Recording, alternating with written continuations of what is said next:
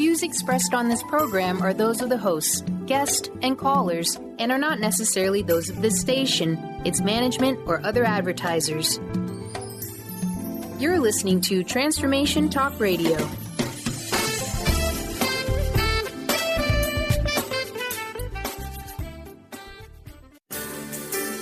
On the cutting edge of the new mainstream, Christine Upchurch is passionate about bringing together science, psychology, and spirituality in a way that can be applied to our everyday lives for true transformation. The Christine Upchurch Show, stellar conversations to illuminate your journey, engages some of the most inspired visionaries on the planet in lighthearted, lively dialogue. Join us as we explore the expansive nature of reality in a down-to-earth way, offering you insights and tools, empowering you to become that bright light you're meant to be. Now, here's your host, Christine Upchurch. Hello, everybody. Welcome to the Christine Upchurch Show, where we have stellar conversations to illuminate your journey. I'm talking to you today from KKNW AM 1150 Radio here in Seattle. You might be listening on the East Coast in Connecticut, Rhode Island, or New York on WBLQ 1230 AM radio, on one of the 35 stations in Australia, or anywhere around the world on Transformation Talk Radio. And if you're not joining us live, you might be listening from anywhere around the world, and I think I've counted like 95 countries to date, on ChristineUpchurch.com in the archives. But wherever and whenever you're listening from today, I'm so grateful you're joining us here today. We're going to have a fabulous show. And before we get started, I want to share with you about an upcoming event. I'm finally getting with the technological program, and I'm about to begin to do Facebook Live. And the impetus has been a very tragic event that I've been asked to weigh in on and offer some meditation about. Justine Damon, she was a colleague. Was a spiritual teacher from Australia. She was living in the United States, and she was shot and killed by police in a really bizarre situation where she had called because she heard somebody being attacked, and she approached the car, and somehow she ended up getting shot and killed. But it's created not only terrible grief for those who knew her, but grief within the community, the spiritual community, those people who were at her meetings week in, week out, when she taught quantum mechanics and taught Dr. Joe Dispenza's work, and she was doing meditations every week for people and in that community. But also, I've got people, friends and colleagues from all over the world who who knew her. And so in a sense, she and I were colleagues. And in fact, I think at a conference, we kind of like passed each other in the hallway. But in any event, it's created a sort of disillusionment for people because we're at this time when we are working hard to create positive, lasting change in our world globally. Many of us, and I know many of you who are listening feel this way. We know that as individuals in our lives, that vibrationally we can affect the entire world. And sometimes, some of us are moving forward and to try to be more active globally in creating positive change. And it can be really frustrating when we are here on a mission, so to speak, when these sorts of things happen. Like, how can this happen? So on Tuesday, this coming Tuesday at 5 p.m. Pacific time, 8 p.m. Eastern time, I will be part of a live event that's on Facebook called Change. It's going to be on my personal page. I will be doing a Facebook Live event where I will be sharing some insights I have about what's going on in our world and how this darkness that we seem to be interacting with, that there are new dark things appearing, that it happens to be related to the light we're bringing to the world, and how we as people who care about the state of the world can proceed and how we can energetically contribute. And then I'll also be offering a guided meditation. So please join me on my personal page, Christine Upchurch, on Facebook. And you can, listen to it after the fact or during it, or just join us. There are other people in the event as well. You can join one of them or just meditate on your own. But it's really a meditation and an experience to shift the world. It's a coming together to help create a more peaceful, loving world. So I'm hoping that you join me. Well said there, Christine. Just a heads up, our guest, Dr. Farmer, is currently finishing up with some late traffic, and so that's why we're delaying. Just a hint, just to let you know. All right, great. Well, Benny, what I'd love to do is I would love to hear from listeners. I don't get enough time to chat with our listeners. And, since I will be talking about how we can show up more fully in our lives and in this world to change it, I wanted to know if any of you have questions about that or want to suggest possible topics with that. So what's the number, Benny?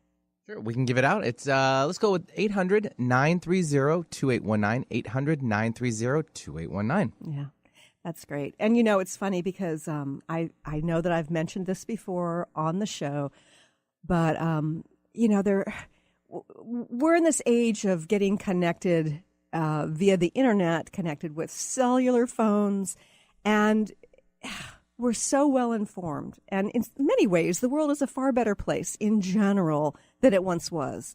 There are areas where it's far less violent. And yet there are things getting illuminated on both the local level, national and international levels that feel new, that seem new, that are deeply disturbing. And I tell you that my perspective on it is this. Many of us are bringing more light to the world. We've shown up in our lives, in our own brightness, in our own various ways, to bring more light to the planet at this time of shifting. And so basically, as we're shining more and more light, what's happening is we are illuminating what's in the shadows. And so it's kind of like if you had night lights on in the kitchen and you're walking in the kitchen and you think everything's fine, right? But if you turned on the overhead lights, suddenly you realize there are roaches running around. The roaches were there before, but you didn't see them until the lights were on. So, although it can be very devastating to see some of the horrors in the world, to feel and touch that pain that's deep within us, that collective pain that we have, it actually... part of it is we're actually seeing it because of the light we're bringing to the world. We've tracked him down. We've got Dr. Farmer. Oh, how wonderful. Perfect timing, right? I'm so grateful for that. I know all about traffic. And yes, our guest today, Benny, I'm so excited because this guest we have on today, one of his books is on my bookshelf that I reach for on a weekly basis. And so I'm grateful he's here joining us today. Dr. Stephen Farmer is his name. And today we're going to be talking about how our genetic and soul's coding together create strong influences that create some patterns in our lives and how we can help to clear those.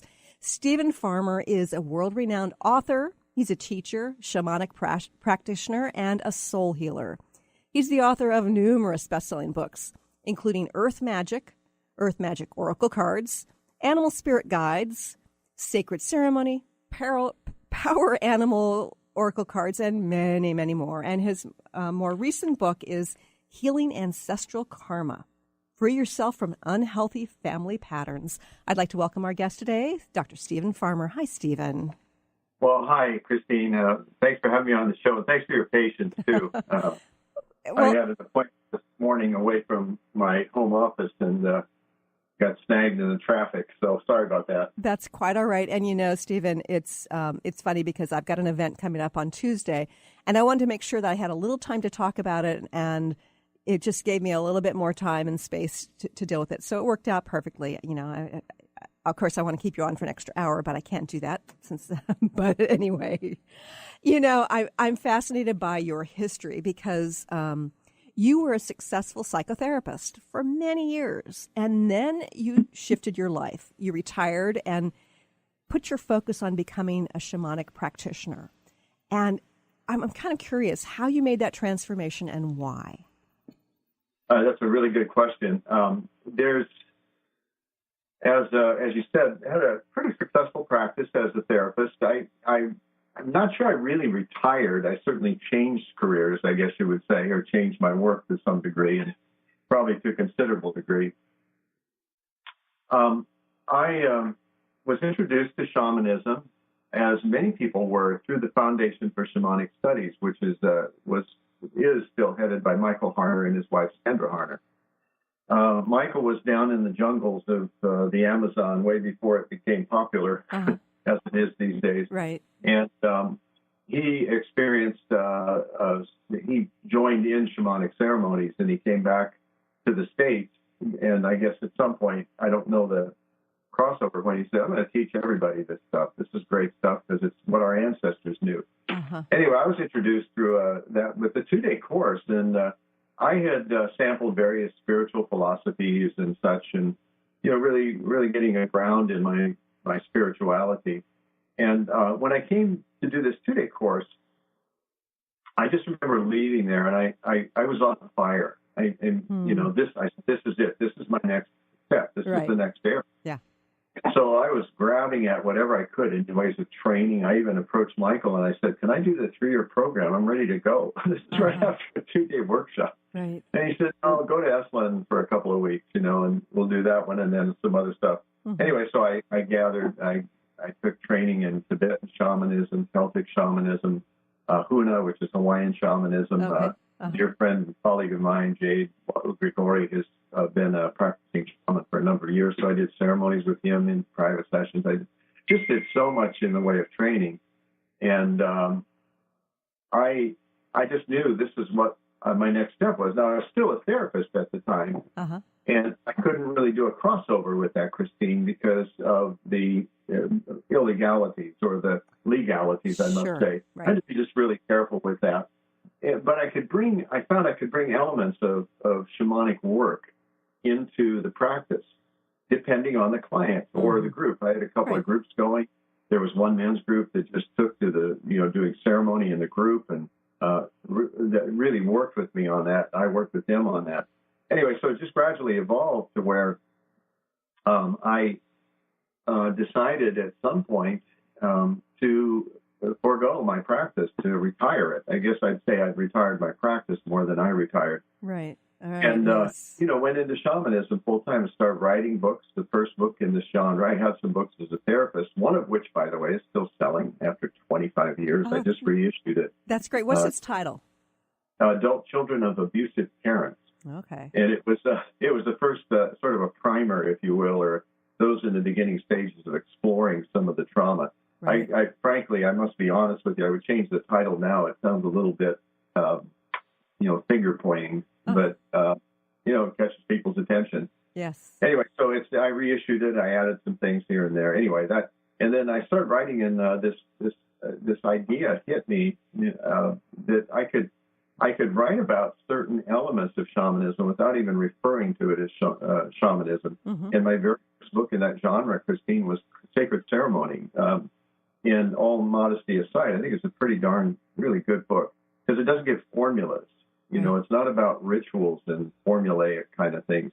It gives suggestions, ideas, and what I attempted to do is try to capture the main elements in any kind of sacred ceremony and distinguish it from sacred rituals. Anyway, went on from there, and as you mentioned, a few of the books and products that I put out.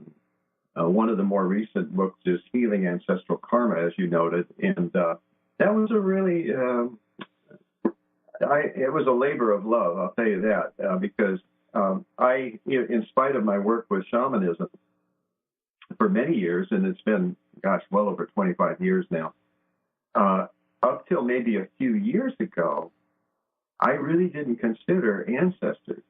Mm-hmm. It wasn't in my consciousness, in my work, and it was never really brought in very, very strongly. Jade would call on ancestors. We'd do a ceremony.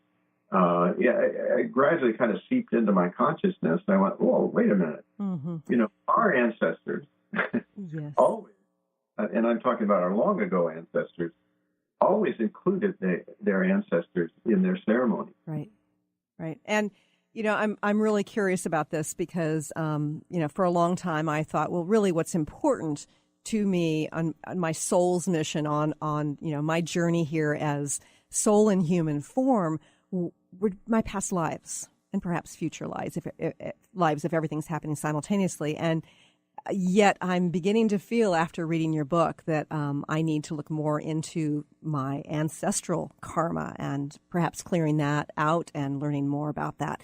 We have to go to a quick break, but more with Dr. Stephen Farmer here in just a few moments.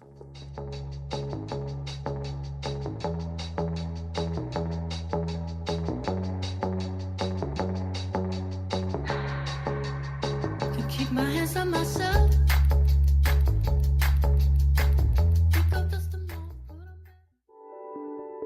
Have you been seeing numbers like 111 and 222 everywhere you go? Do you feel that the universe may be trying to get your attention, perhaps offering a message of some sort?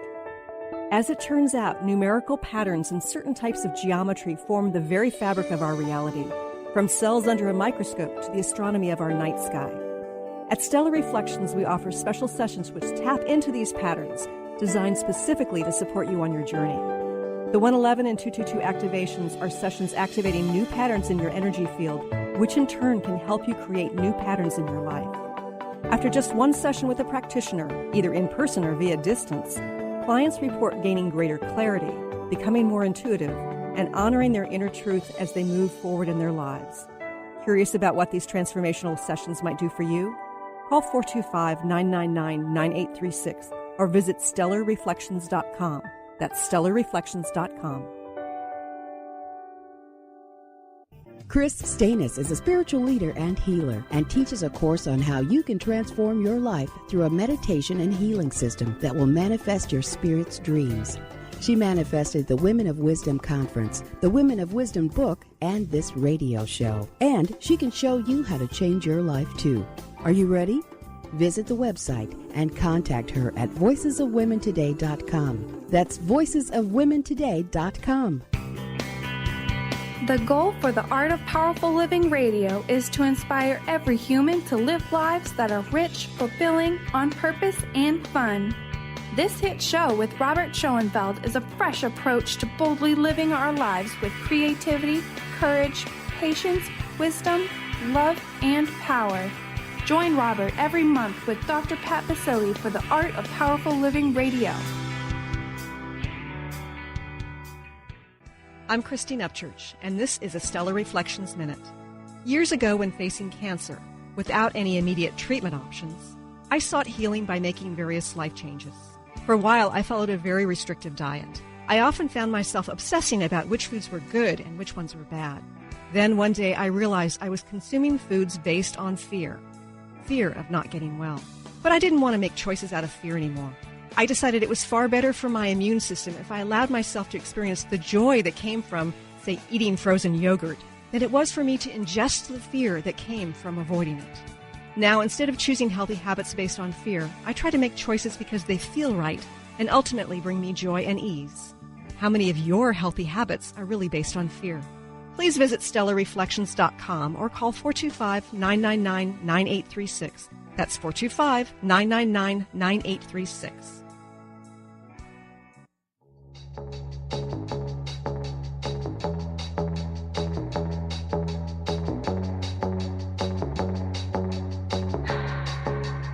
Can keep my hands on myself.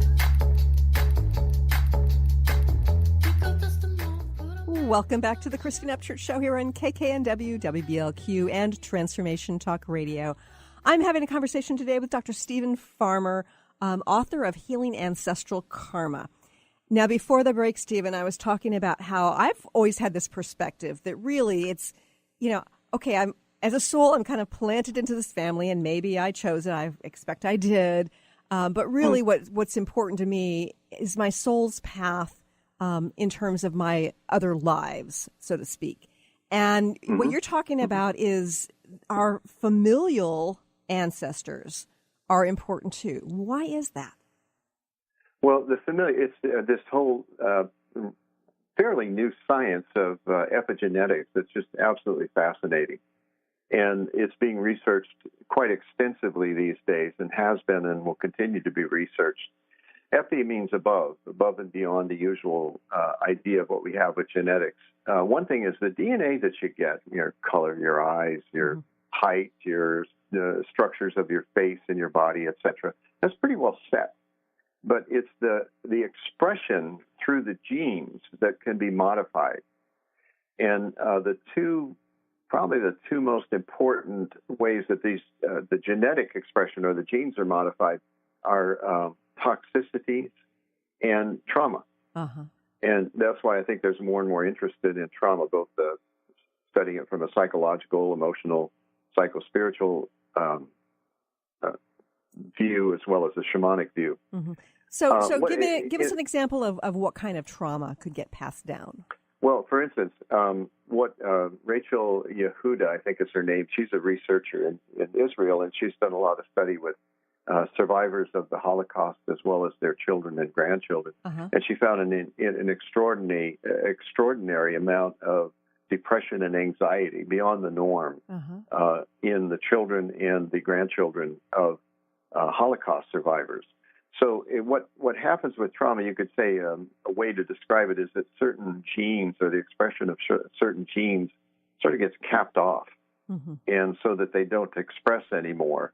And so then these are passed on along with the DNA. They're passed along so that the children of Holocaust survivors and the grandchildren will have a greater tendency towards depression and anxiety. One example I read about, which is fascinating, is the mothers who were pregnant at the time and were in New York at the time of 9/11 when the towers fell. Speaking of trauma, right? They had their babies had a lot of difficulty. They were fussy. They experienced a great deal of anxiety, and then as they grew as children, depression.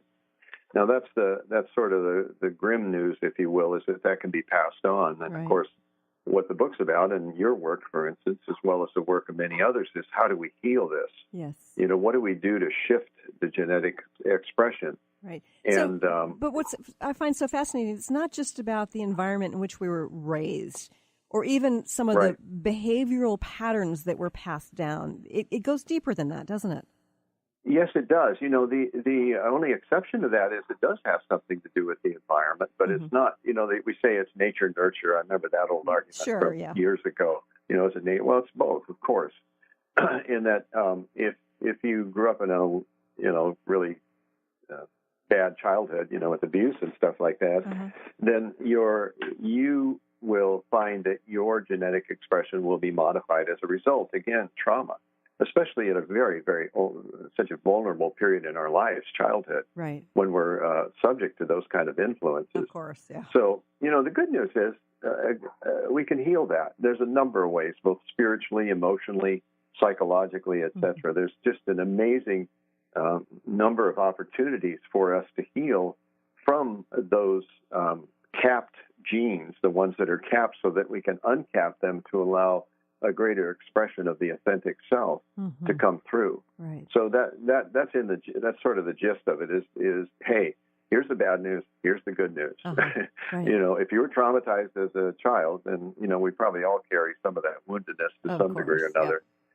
Then the good news is, gosh, there's tons of possibilities for healing that once you get really committed to it.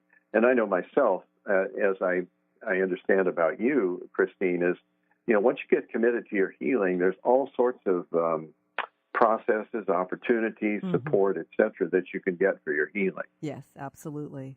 And sometimes it magically unfolds. And perhaps for some people who are listening today, this is one of those steps. Yeah. For instance, one of the things I set out to do in Healing Ancestral Karma, the book, is to set out, shall we say, evidence or even proof of the afterlife. I'm talking to you, I'm preaching to the choir, of course. Yes, exactly. That something goes on, call it the soul or whatever it may be. But also an interesting piece that in my research over the past several years that led me to writing this book was that, and so many, I've interviewed several mediums, psychic mediums, and they all agree with this, is that, when you die, you're not done. I found that to be quite astounding. Yeah. It's like, well, don't you kind of get to drift around in some etheric plane or for a while, something like that. But also in my shamanic work, I was given a complete, just an interesting structure about the afterlife itself, going through, you might say, levels or, how would I put it? You go through like a learning stages in each of these stages, if you will. And from what I understand, some who have killed themselves are actually surprised that they have to get to the other side and continue the process. Yeah. There was one guy, I remember, I read his book. It was very interesting. He had this vision of, going around this arena where a number of people who had committed suicide, their souls were trailing after the ones that were wounded and hurt by the suicide. Oh, yeah. And they're going around begging their forgiveness, Right. from the afterlife. I thought that was fascinating. Yeah, absolutely. So anyway, it's just that we can, the good news too is that when we do our work, as Hollister Rand, who's a fairly famous psychic medium, at least in this area in Southern California, Hollister Rand said, the healing goes forward and backward. I thought, wow, that's interesting. It's fascinating, yes. It goes to our children, goes to our grandchildren, and on through generations. Sure. If I clean up something now, then my children benefit and my grandchildren. But also, and this is the interesting thing, Christine, is my ancestors, particularly the biological ancestors that are still going through this process of transition and doing their healing work in the soul world. It's just fascinating. Yeah, that is. And I know that there's some people who believe that everything's happening simultaneously and time is just an illusion for those of us while we're in human form. And so in that sense, it makes, perfect sense. However, it's a little mind-boggling. So yeah, if I may, just one comment about that. What was presented to me some time ago is that there's, in a sense, two realities. There's the physical reality that we deal with, this world that many times appears to be the only reality. Right. But then there's the soul's reality. And sometimes that can only be captured through metaphors and stories.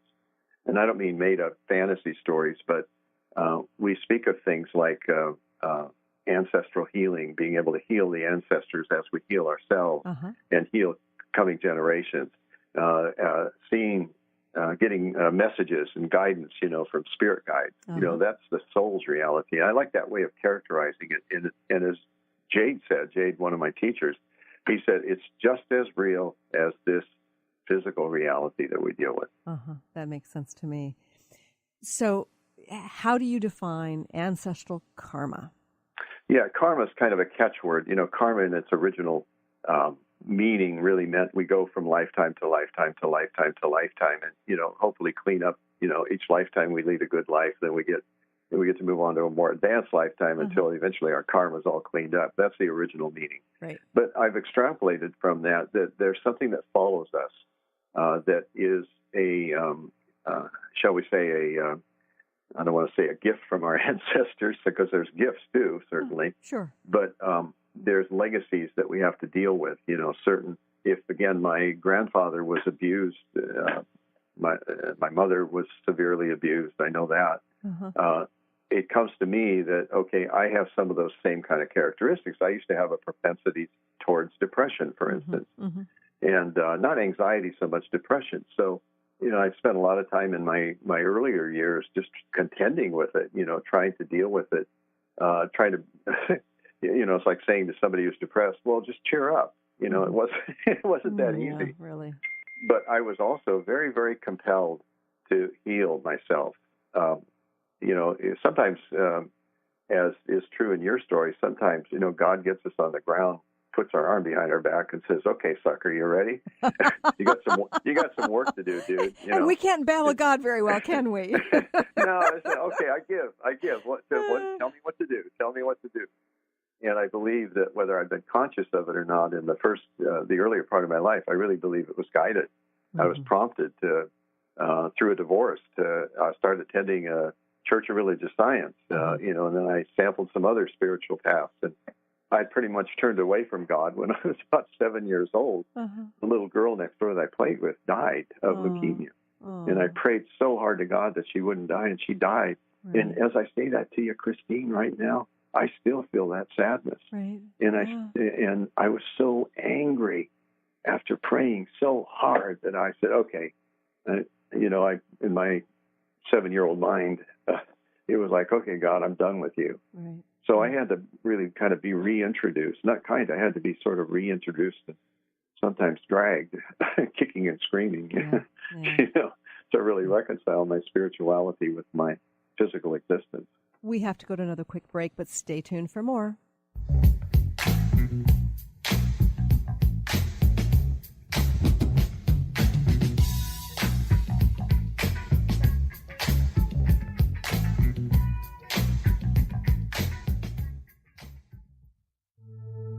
Hi there. My name is Audrey Michelle, host of Rewired Life Radio and a spiritual growth coach. I talk about this all the time on my show, listening to your body and acting on intuition.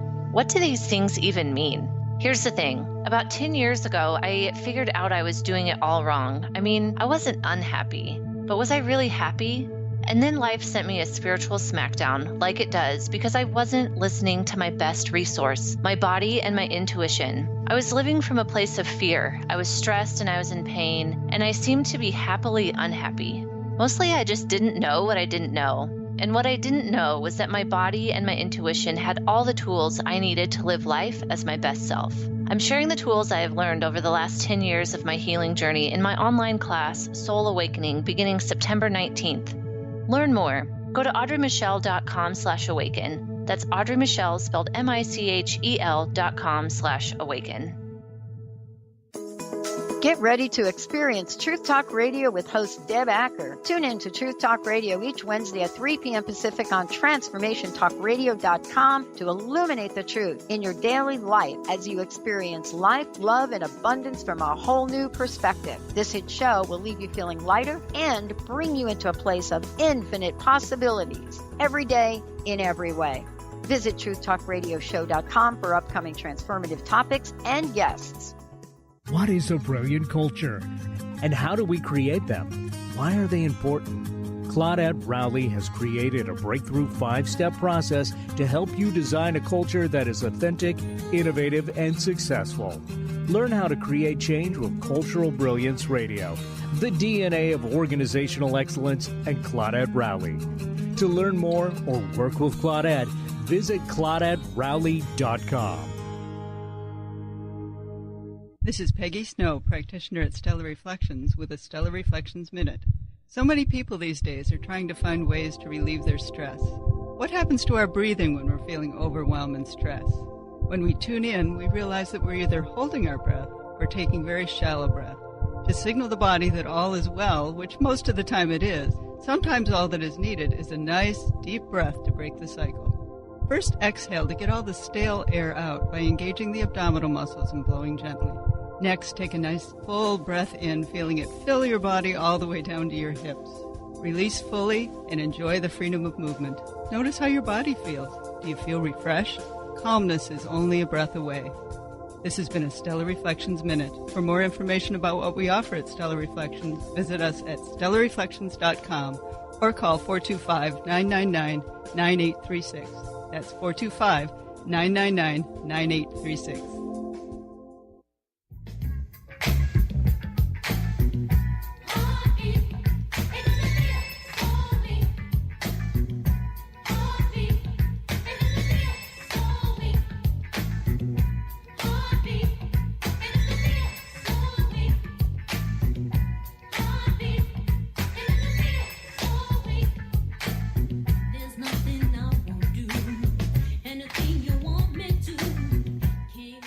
Welcome back to the Christine Upchurch Show here on KKNW and Transformation Talk Radio. I'm having a conversation today with Dr. Stephen Farmer, and as I said before, I access one of his books on a weekly basis, Animal Spirit Guides, and we're talking about healing ancestral karma. Free yourself from unhealthy family patterns. Okay, so you've talked a little bit about, why it's important for us to sort of look at this karma. How do we go about kind of connecting? Some of us don't even know who like our great-grandparents were. Absolutely, yeah. Well, there's a couple of ways that come to mind immediately, Christine. One is I would call it intergenerational healing, and I'll describe it as briefly as possible. It's basically you go into a light, altered state through meditation, through the breath, etc., and you think of a condition for which you seek healing. And that could be an emotional condition. It could be a physical condition. It could be a spiritual condition, if there is such a thing. But whatever that condition is, you identify it as specifically as possible. And then through a very slow process, what you do is you bring in your spirit guides, whoever they may be. Mm-hmm. Spirit animals, like you mentioned, my book, Animal Spirit Guides, of course, call in spirit animals, one to sit on your right, one to sit on your left. I like calling in Archangel Michael, Right. I love Archangel Michael, yes. Yeah, he's the dude, man. In fact, interestingly enough, I saw this, I thought, I wonder if this has to do with the show when I was driving here. A taxi company that was 444-4444. I love it. How could you not? I went, okay, thank you, Michael. You're with me. Okay, got it.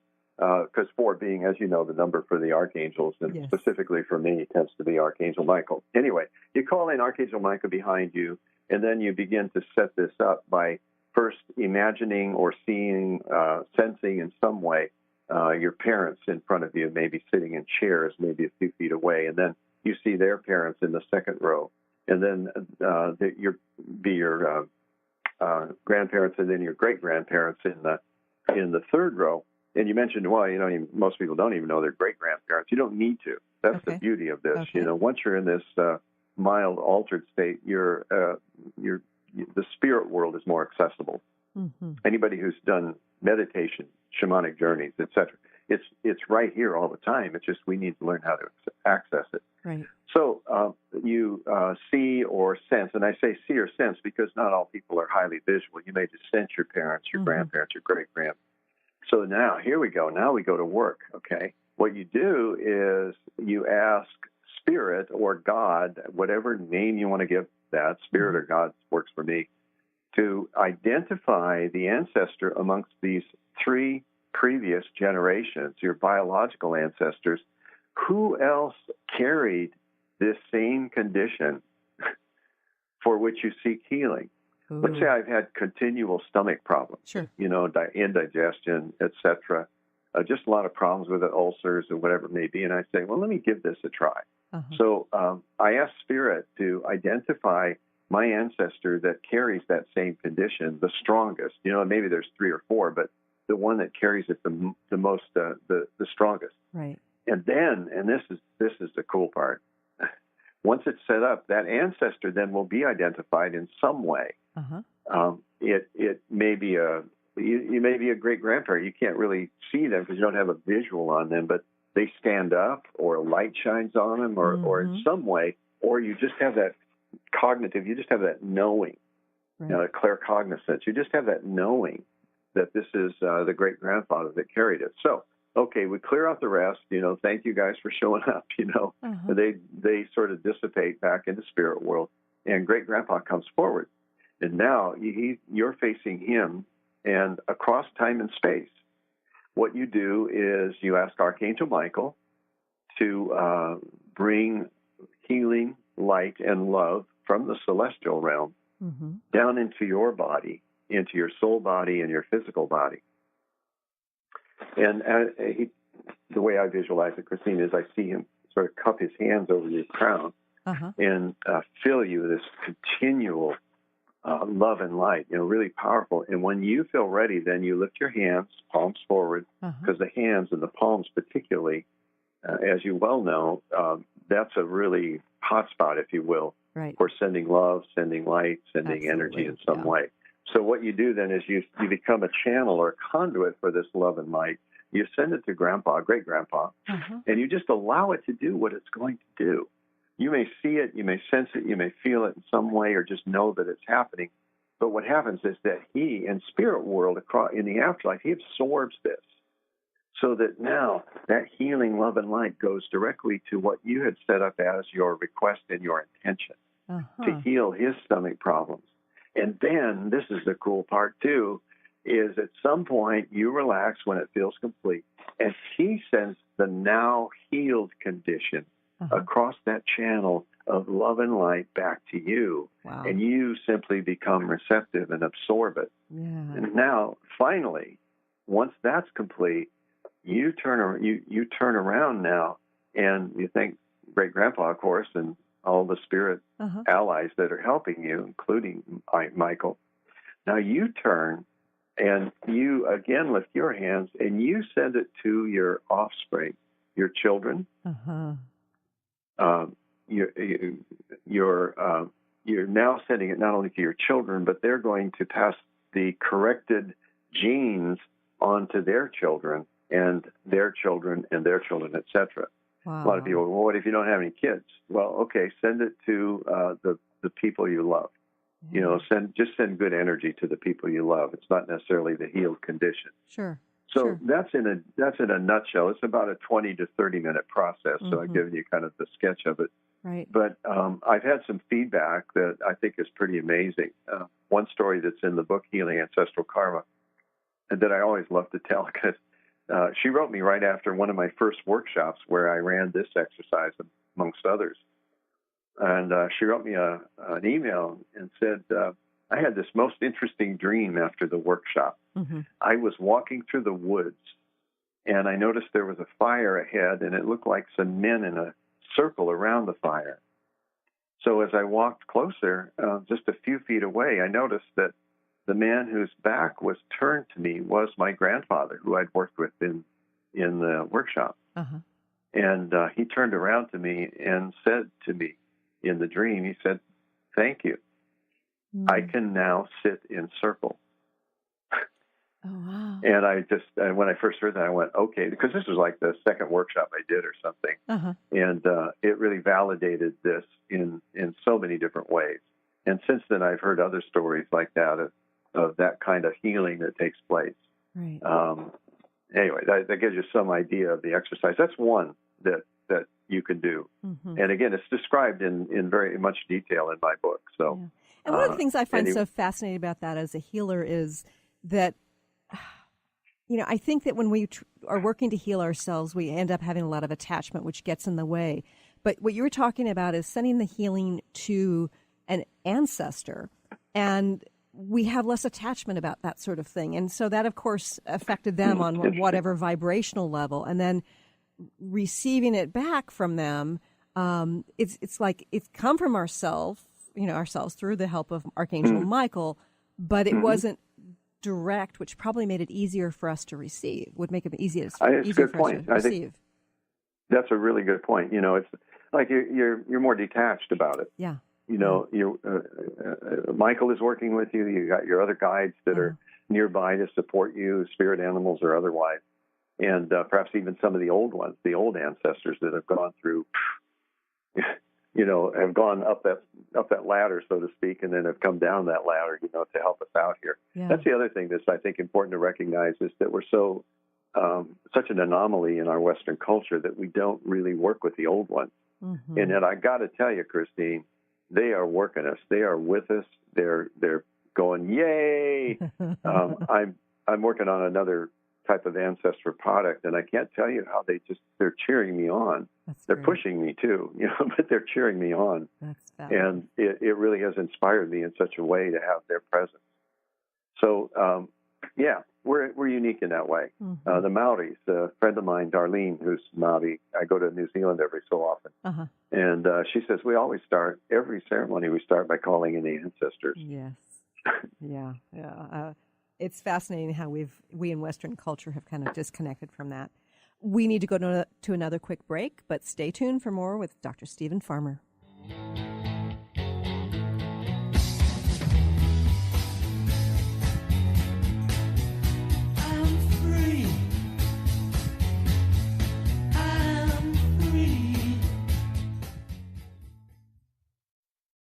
Calling all moms, it's time to awaken your vibrant, intuitive, loving self in every area of your life.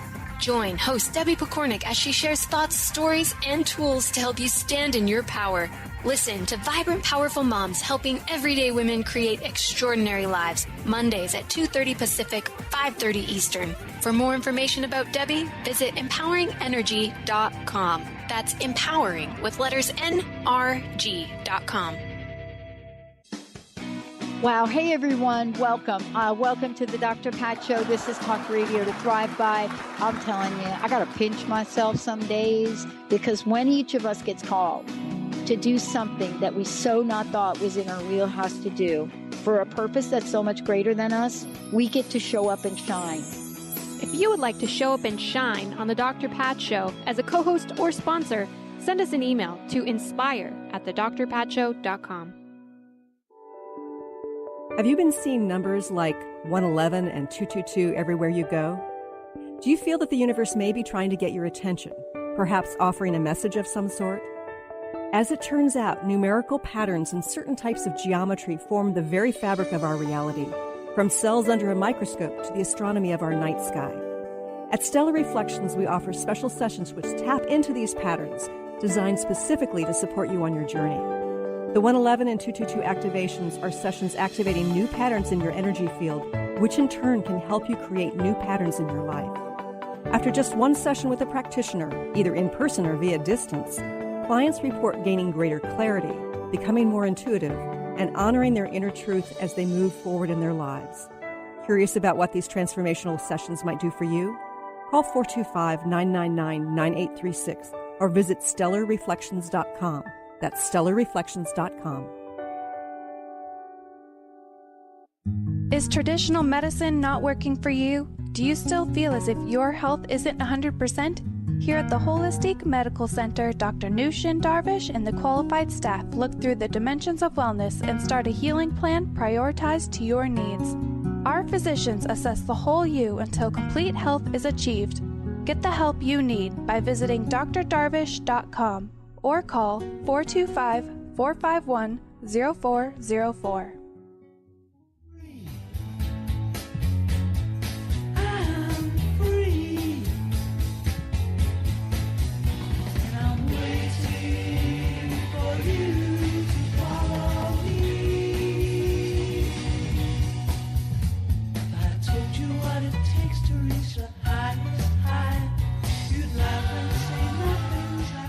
Welcome back to the Christine Upchurch Show here on KKNW and Transformation Talk Radio, of course. You know, Stephen, this hour is flying by. Before we continue this conversation and run out of time, I want you to share with our listeners how they can connect with you. Oh, thanks. Yeah, the best way to connect is go to my website. It's earthmagic.net, earthmagic.net. Or if you go to drstephenfarmer.com, it'll take you to earthmagic.net. And there's articles, there's a whole bunch of stuff on there that people can look into and sign up for a newsletter, see what my latest events are through a newsletter I send out. Get this, 11 months out of the year. We skip August because everybody's having fun on vacation and such. So we skip August. Okay, September we'll get busy again. Although you and I are working today, aren't we? I know, yeah. I don't think I ever really stop. You know, I had the other day, just an aside, where I had a 4-day class I taught, and Monday came, and I went, okay, and I went, no, relax, enjoy the day. And I tell you, my Capricorn sensibility was so offended by that at first. That's great. But I did. I had a good day. It was nice, relaxing. I played with my puppy dog, worked out, all this stuff. It was just fun. That's fabulous. So I think I'm up against that lately. I can actually just have fun with not being productive. Oh, okay. What a concept. Well, I find that some of my biggest business advances have happened when I was on vacation. Like, oh, look at that, you know? Yeah. Oh, interesting. Yeah. You know, and I think one other element, I meditate or do a shamanic journey every morning. I like to check in as much as probably 95% of the time that happens. I've been doing that for 4 years. And the other day, one of the pieces that showed up was one of the teachers said, you know, the reason you feel like you want to get things done is we're calling on everybody. Don't take it personally. You know, everybody's getting called, whatever the nature of the work is, to just keep going. You know, you don't have to kill yourself, you know, or stress yourself, but just keep things moving because of the situation that's going on with the earth right now. Yeah. You know, we're in deep doo-doo right now, and we got to keep making, keep doing our healing work, whatever the nature of that healing work is. It could be with animals, it could be spiritual healing, it could be shamanic work. It doesn't matter. And like your story, it's pretty fascinating. I don't know all the details, but wow, you were definitely they were like saying to you, hey, you can't leave. Yes, there's no way you're going to leave, you know. And then kicked in the butt to change directions. It's like, oh, but you're going the wrong direction. You could stay, but here, let's change your direction here. Yes, exactly. Boy, that one I understand. Yeah. So, really, who, me? Go ahead. Yeah, exactly. You know, I'm really fascinated by shamanism. I don't know much about it. I haven't worked in that realm, and after reading your book and learning more about you, I want to learn more about shamanism. But the connection with the earth, and I'm thinking in terms of the upcoming eclipse. What's your perspective on that? Well, thank you, Christine. Yeah, shamanism is, first off, just a quick comment. That's probably the oldest healing system that's existed for humans. Mm-hmm. You know, it's been around. There's been evidence up to 40,000 or more years on every continent, evidence of shamanic work. Wow. The word shaman is different in different cultures. You know, it's the essence of it is that someone who travels. That's the original meaning. It's the word is from the Tungus area of Siberia, and the task for the shaman really is to mediate the balance between the natural world and the human community. And when it's out of balance, interestingly enough, there's illness in the human community. That's often the indication to the shaman. Sure. Oh, got to do some work here. Right. So, you know, we're in a situation now where we do take so much from the natural world. You know, there's so much illness in spite of the fact that longevity has increased, et cetera. There's just, you know, this malaise that people feel. Sure. Anyway, I also think, you know, it's the eclipse is fascinating to me. Frankly, I haven't read a lot about the eclipse. I've got like 2 or 3 different articles already, and I hear about Lionsgate and some of the astrological significance, and I encourage listeners to check that out. But I really wanted to kind of discern to myself, you know, well, what's the significance of this particular solar eclipse? And also followed by a lunar eclipse. I guess these eclipses happen all the time, but often they're over the ocean. And here's what I get. Because of the era we're in, and the political climate and the fear that's sort of going through the collective consciousness on many levels, you know, and it doesn't matter, you know, what's triggering that fear. I think there's a few, I can give you a list, you know, what's probably triggering that fear. There's plenty. Our job, I believe, is our job as healers is to be able to not take that personally and certainly not dive into the fear. But if you do, bring yourself, or I call it getting back on the horse. You know, if you fall off the horse, get back on the horse. You know, there's a mission to be accomplished.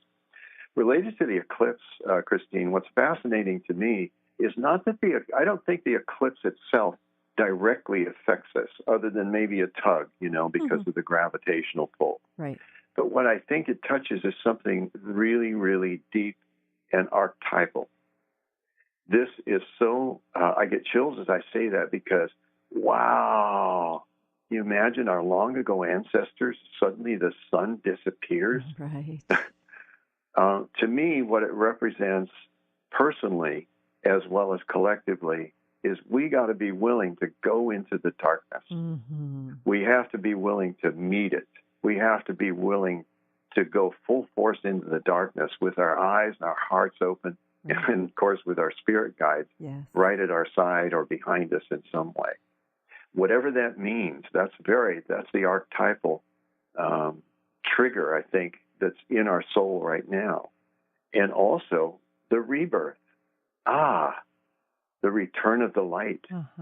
What an archetypal, you know, I wish Joseph Campbell were around to talk about this, because it really, like I say, it touches something that is so familiar in our soul. How many times have we gone through a death and rebirth and still come out alive? Right. And one of the things I love about this analogy is the fact that I think we're going from just dealing with our individual shadow side, our personal darkness, to the collective. And we as a collective need to look into it and meet it face on and have compassion for it and release it. So, I love this analogy of the eclipse and looking at the darkness.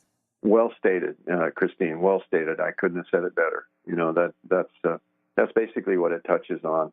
I mean, look back. You know, I want the listeners, everybody, just think back on your life. How many times have you gone through this sort of metaphorical death? You know, maybe you've lost everything at one point and you had to regenerate. You know, maybe it was a literal death. You know, that's cited in my book. The scientists don't want to call it a death experience. They want to call it near death because of the body. You know, they can't call it death until you're really dead. But, you know, these people died and come back. I died when I was 6 months old, came back. I didn't want to. I didn't want to. I remember arguing with the one I met at the gate. It's a long story. I won't bore you with the whole story, but and we're just about out of time here. So anyway, it's just I argued with him. I said, I don't want to go. I don't. Let me out of here. And he just leaned over and said, no, not yet. Right, and I don't want you to go either, but we have to get off the air for the next show here. Again, everybody, it's drstephenfarmer.com or earthmagic.net. Stephen, thank you so much for joining us here today. Oh, you're very welcome, Christine, and anytime. Love to talk with you and your listeners. I'm sure we've got lots more to talk about, and his latest book is called Healing Ancestral Karma. Thanks for joining us here today. I look forward to talking to you again soon. Bye, everybody. You've been listening to the Christine Upchurch Show, stellar conversations to illuminate your journey. Each week, this show engages some of the most outstanding visionaries on the planet in lively dialogue to inspire you to become that bright light you're meant to be. Join Christine every Friday at 11 a.m. Pacific Time on KKNW, AM 1150, and TransformationTalkRadio.com. For more information about the transformative healing work of Christine, visit www.stellarreflections.com. And for weekly topics, visit www.transformationtalkradio.com.